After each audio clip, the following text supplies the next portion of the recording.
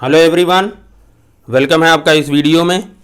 आज हम question number 22 solve करेंगे। ओके, इंटीग्रेशन बाय पार्ट्स हमारा चल रहा है ये। तो देखिए इसको कैसे करेंगे। क्वेश्चन सबसे पहले लिख लेते हैं हम। E to the power minus under root, sorry minus नहीं है, ई to the power under root x upon under root x cos under root x D X. Okay, ये हमारा क्वेश्चन है। अब इसमें हम सबसे पहले क्या करेंगे, तो देखिए हमें सबसे पहले क्या देखना है कि सिंप्लीफिकेशन होगा कि नहीं होगा, सब्स्टिट्यूशन होगा कि नहीं, सब्स्टिट्यूशन से होगा, हो जाएगा, लेकिन इंटीग्रेशन बाय पार्ट्स।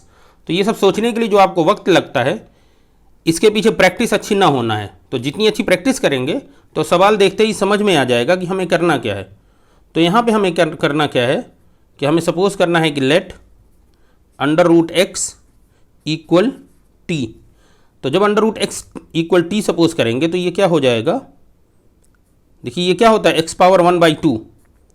तो इसको आप ऐसे थोड़ा सा समझने के लिए कर लीजिए, ये एक्स पावर 1/2 इक्वल टी हो गया। ठीक है, एक ही बात है दोनों। अब आप क्या करिए, डिफ्रेंशिएट करिए। तो 1/2 एक्स टू दी पावर ये -1/2 हो जाएगा, और ये डी एक्स है, this is equal d T. This implies that 1/2 ये हो जाएगा 1 अंडर रूट एक्स। देखिए ये नीचे जाएगा क्या होगा, 1 under root 1 x to the power 1/2, तो अंडर रूट हो जाएगा d x, this is equal d t. या आप इसको फाइनल लिख सकते हैं कि 1 under root x D x, this is equal 2 d T. ठीक, अब ये जो आपने स्टेप किया है ये आपको इतना लेंदी सा नहीं करना है, आपको एक लाइन में करना है। Let under root x equal t, this implies that, आप डायरेक्ट यहाँ लिख सकते हैं d x equal d t, या डायरेक्ट इसको भी आप लिख सकते हैं। तो ये स्टेप जो है ये इसलिए है कि आपको क्लियर समझ में आए कि ये डिफरेंशिएशन कैसे हुआ है। ठीक है, अब देखिए आपको यहाँ क्या मिल गया, 1 under root x D x equal 2 d t. तो यहाँ देखिए 1 अंडर रूट एक्स है ये, अच्छा ई टू दी पावर ये अंडर रूट है तो ई टू दी पावर टी हमारा हो जाएगा। तो अब आप यहाँ से हम करेंगे therefore integral of e to the power under root x upon under root x cos of under root x D x, this is equal, ये हमारा क्या हो जाएगा, सिंपल हो जाएगा। देखिए 1 under root x D x equal 2 d t, तो ये तो 2 डी टी हो जाएगा, ये हो जाएगा E to the power T, और ये हमारा हो जाएगा कॉस टी, और ये हमारा हो जाएगा 2 डी टी। इसको आप लिख सकते हैं this is 2 e to the power T cos T D t. इसको लास्ट में आप लिख दीजिए 2 और इसको कर दीजिए I1। ठीक है, वेयर, अब इसको हम लिख लेते हैं वेयर I1 हमारा क्या, E to the power T cos T. तो इसी को हम सॉल्व करेंगे, बाद में लास्ट में हम वैल्यू रिप्लेस कर देंगे। ओके जी, तो चलिए करते हैं इसको। तो देखिए हमारा I1 इक्वल क्या है, I1 इक्वल जो हमने सपोज किया E to the power T cos T D T. अब देखिए आपका ये फर्स्ट फंक्शन मानिए, इसको सेकंड फंक्शन मान लीजिए। ठीक है, और ये आपको पता है कि कैसे फर्स्ट और सेकंड मानना है। ठीक है, जब दोनों के डिफरेंशिएशन इंटीग्रेशन हो तो किसी को भी फर्स्ट और सेकंड मान लीजिए, बहुत टिपिकल नहीं होगा। अगर टिपिकल सी कैलकुलेशन हो रही है तो फिर आई लेट या जो 2-3 हमने फर्स्ट लेक्चर में आपको अजम्पशन बताए थे उसके थ्रू आप चेक कर सकते हैं। बट यहाँ पे सिंपल है कि किसी को भी आप फर्स्ट सेकंड मान लीजिए। चलिए रूटीन में हम चलते हैं, पहला फर्स्ट हो गया, दूसरा सेकंड हो गया। अब यहाँ पे हम वो फार्मूला आपको लिख दें ताकि आपको आसानी रहे।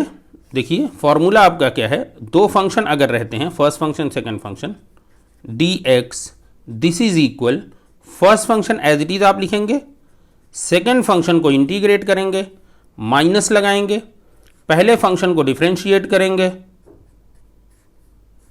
दूसरे फंक्शन को इंटीग्रेट करेंगे, और फिर इनकी जो फाइनल जो सिंप्लीफिकेशन होगा इसको फिर इंटीग्रेट करेंगे इस फंक्शन को with respect to the given variable. Okay, ये आपका फॉर्मूला है।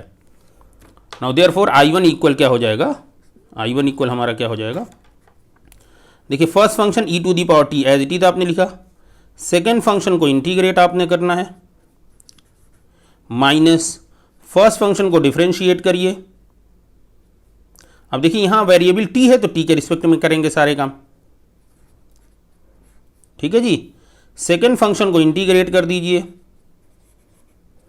और फिर इस पूरे फंक्शन को फिर से इंटीग्रेट करिए with respect to the given variable. Now this is equal E to the power T, cos t का क्या होता है, साइन टी होता है, कॉस एक्स का क्या होता है, ठीक है, तो साइन टी हो गया, कॉस का होता है साइन, इंटीग्रेशन में, डिफरेंशिएशन में माइनस साइन हो जाता है।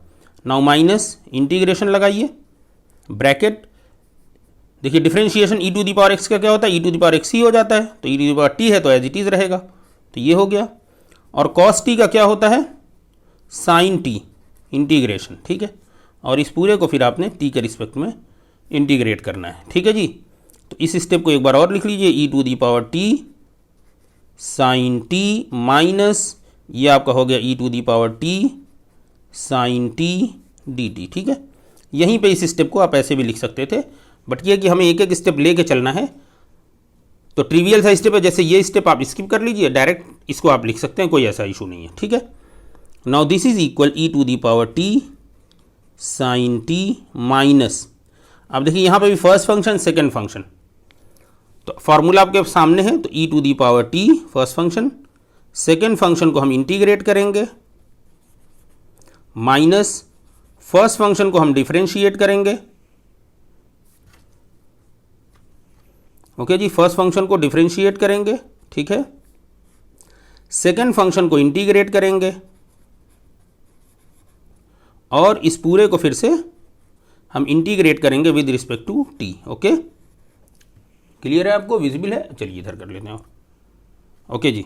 Now this is equal E to the power T sine T, अब ये हम चलिए अभी माइनस अभी ऐसे ही रहने देते हैं, so E to the power T sine का देखिए क्या होता है, माइनस कॉस टी, ठीक है जी, माइनस यहाँ पे आप आ जाइए, तो ये E to the power T as it is रह जाएगा, और साइन का क्या होता है, माइनस कॉस टी, और इस पूरे को इंटीग्रेट करना है with respect to T, clear है। Now this is equal E to the power T sine T, अब देखिए ये माइनस माइनस मिलके हो जाएगा plus E to the power T cos T, और देखिए ये माइनस माइनस प्लस, और यहाँ माइनस फिर आ जाएगा तो ये माइनस हो जाएगा अल्टीमेटली, और ये हो जाएगा E to the power T cos T D T, ठीक है जी। तो फाइनली ये क्या मिल जाएगा हमें, देखिए इन दोनों से E to the power T common ले लीजिए अगर आप, तो हमारा क्या बचेगा, sine T plus cos T और माइनस, अब देखिए ये वैल्यू क्या है, सेम यही है, तो माइनस ये I1 आप कह लीजिए इसको, और ये आप जो लेके चल रहे हैं ये सब I1 इक्वल लेके आप चल रहे हैं ना, तो आप इसको लिख लीजिए, I1 इक्वल आप लेके चल रहे हैं ये, ठीक है जी। अब देखिए I1 और I1, ये I1 इधर आएगा तो ये क्या हो जाएगा, 2I1 equal E to the power T sine T plus cos T, okay जी। और फाइनली I1 की वैल्यू क्या हो जाएगी, देख लीजिए, फाइनली I1 की वैल्यू क्या आपको मिलेगी, I1 की वैल्यू क्या हो जाएगी, E to the power T divide by 2, और ये हमारा हो गया sine T plus cos T, okay जी, ये I1 की वैल्यू हो गई। अब हमें क्या करना है, अब हमें फिर वहीं चलना है कि देयर, अच्छा जी, इसको आप इक्वेशन 1 सपोज कर लीजिए, ये जो हमने आपको कहा है इसको कहिए इक्वेशन 1, और यहीं पे चूंकि आपने ये इंटीग्रेशन की वैल्यू समझिए ये निकाल दी है, तो आप यहीं पे constant of integration c use कर दीजिए, okay. Now from equation 1, now from equation 1 we get integral of e to the power under root x upon under root x cos under root x, देख लीजिए इसको आप, देखिए equation 1 हमारा है क्या, देखिए इक्वेशन 1 हमारा क्या चल रहा है, यही चल रहा है, D x this is equal है क्या इक्वेशन 1, 2 पहले लिख लेते हैं हम I1 plus C constant of integration, ये इक्वेशन 1 है। Now this is equal to I1 की वैल्यू क्या है, देखिए I1 की वैल्यू आपको मिल गई यहाँ पे, I1 की वैल्यू इसी पेज पे है, तो देखिए I1 की वैल्यू क्या लिखेंगे आप, E to the power T divide by 2 sine T plus cos T, और लास्ट में आप constant of integration C use ही कर रहे हैं, ये हमारा हो गया E to the power T sine T plus cos T plus the constant of integration C. अब t की वैल्यू पुट कर दिए। t की वैल्यू आप क्या लेके चल रहे थे, अंडर रूट एक्स। ये हो गया e to the power under root X sine under root X plus cos under root X plus the constant of integration C. यही आपका फाइनल आंसर हो जाएगा। ओके, देखिए इस स्टेप से परेशान मत होइएगा, इसमें बहुत सारे स्टेप हमने थोड़े, जैसे यहाँ पे है, इसको आप डायरेक्ट इसके बाद आप यहाँ आ सकते हैं या यहाँ लिख सकते हैं, कोई ऐसा इशू नहीं है। ठीक है जी, ओके। और यहाँ पे भी आप चाहें तो डायरेक्ट I1 सपोज ना करिए, यहीं पे डायरेक्ट कैलकुलेशन करते चले जाइए, तो वो भी कोई बड़ी बात नहीं है। बट ये है कि इसको कर लेने से बार बार आपको लेंदी कैलकुलेशन लिखनी नहीं पड़ती है। थोड़ा सा आप सपोज कर लीजिए, बाद में आप एक लाइन ये लिख के आप सिंप्लीफाई कर लीजिए। ठीक है, और ये फार्मूला आपको याद होना चाहिए। ठीक है, और जब देखिए ये आपको देखते ही पता चल जाएगा कि हम ये जो फंक्शन है इसको जब हम सिंप्लीफाई करेंगे, मीन्स इंटीग्रेट करेंगे, तो कुछ देर के बाद अल्टीमेटली हमें यही फंक्शन मिल जाएगा, रिपीट हो गया। तो ऐसे केसेस में हम उसको पहले से I1 या I जो भी हम कहें वो सपोज कर लेंगे, ताकि हम उसको यहाँ पे फिर से इसको वापस ले सकें। यहाँ पे अगर कोई भी वैल्यू आती है I1 के रिस्पेक्ट में, जैसे यहाँ सपोज 2I1 आ गया, या सपोज आ गया 1/AI1, तो कुछ भी है वो हम उसको सिंप्लीफाई इससे करते हैं। ओके, तो ये क्वेश्चन देखते ही आपको पता चल जाएगा हमें I1 सपोज करना है या डायरेक्ट हमको कैलकुलेशन करना है। सपोज अब यहाँ ये x होता, x cos t होता, तो यहाँ पे हमको सपोज करने की ज़रूरत नहीं थी इस स्टेप में। देखिए डायरेक्ट आप दो तीन लाइन अगली करते आपको कैलकुलेशन मिल जाती।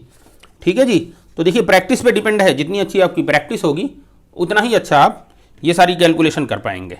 ठीक है, हमारा बस ये है कि हम आपको समझा सकें कि क्वेश्चन अगर डिफरेंट काइंड का क्वेश्चन होते हैं तो उनको कैसे करने कैसे हैं बस। लेकिन बहुत तरह के क्वेश्चन बन सकते हैं, तो आपकी प्रैक्टिस पे बेस्ड है, क्योंकि ये 100, 200, 300, 500 कुछ कितने भी क्वेश्चन बना लीजिए, तो जितनी अच्छी आपकी प्रैक्टिस होगी उतना ही तेज़ आप इसको सोच सकते हैं। ओके जी, चलिए फिर मिलते हैं अगली वीडियो में। अपना ख्याल रखिए, सुरक्षित रहिए। ओके, और चैनल पे नए हैं तो सब्सक्राइब ज़रूर करिए, अपने दोस्तों से शेयर करिए। ओके, मिलते हैं अगली वीडियो में। Good bye.